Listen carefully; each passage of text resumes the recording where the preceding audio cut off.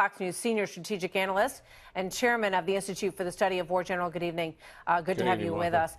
So two parts here to dig into. In terms of Shanahan, who is now the acting Secretary of Defense, what did you make of the comment that he made today when he was in a meeting with Secretary Pompeo and with the National Security Advisor John Bolton? China, China, China. That is his focus. Well, China clearly is the strategic focus of the national defense strategy, and I agree with that. We're in a big power competition with Russia and China, and a long-term strategic threat to the United States certainly is China.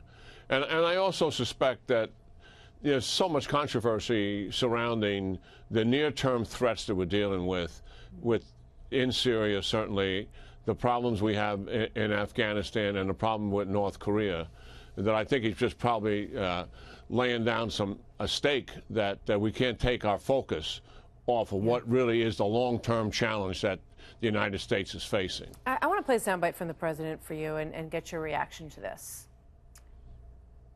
What's he done for me? How has he done in Afghanistan? Not too good. As you know, President Obama fired him, and essentially so did I. I know you think very highly of General Mattis. Is that hard for you to listen to? Yeah, you know, Mattis has resigned, and the president's going about trying to find a successor, and I think that's what the focus should be, and not trying to backstep to what was the resignation about, what was the letter all about. Look, Jim Mattis came out of retirement, and he didn't have to step up and do this job, and he clearly did something that I wasn't able to do, and I certainly have tremendous regard for him. In fact, I helped one of the guys that recommended him to the president. So, yeah, I think that it was just a moment for the president. I think he's past it. I know for a fact he's clearly focused on the challenges we have out there. He's refined his decision on Syria. You know, he's laying down some conditions now. Finish ISIS, make certain the Syrian Kurds are not harmed or destroyed, certainly by something that Erdogan and Turkey is up to, and make certain that Iran is not able to have a land bridge in Syria. That is major step forward, and he's looking at options also dealing with Afghanistan. And obviously we've got North Korea right around the corner with a potential Kim Jong-un summit. I want to play a soundbite from Jim Webb, who is, according to the New York Times, on the list. This is from a debate when he ran for president. Watch this.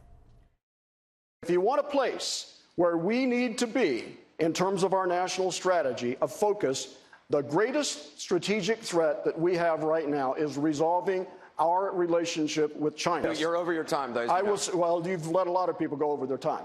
I would say this. You agreed to these debate rules. To the unelected, authoritarian government of China, you do not own the South China Sea.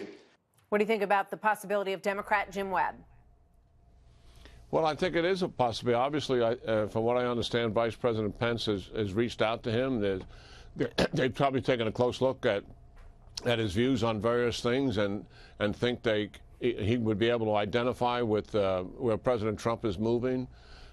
Certainly, we're in major competition with China politically, economically, and militarily. They are absolutely dead set on dominating the Asia-Pacific region and replacing the United States as the world's global leader. That is all in writing and something that they talk about among themselves on a regular basis and also publicly.